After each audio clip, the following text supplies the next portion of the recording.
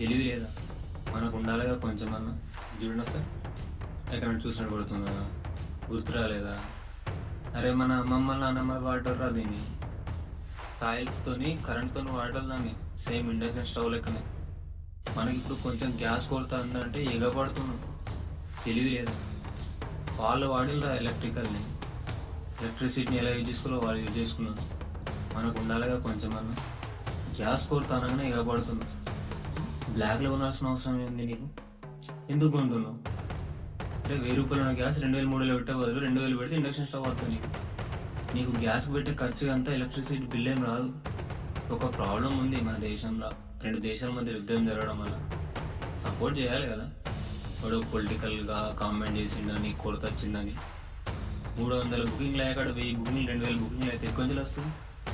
అక్కడ స్టాక్ 300 400 మందికి ఇచ్చేందుంటారు, రోజు ఫ్లోలో వెళ్ళిపోతుంది. ఒక్కరోజు 2000 చేస్తే ఏ నుంచి అవుతుంది? ఆలోచించాలి కదా. ఓకే, బిజినెస్ పరంగా కష్టమే చిన్న చిన్న ఇండక్షన్ స్టవ్లు వేయడం.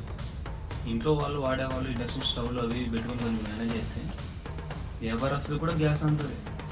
అది మన చేతులు ఉంటుంది.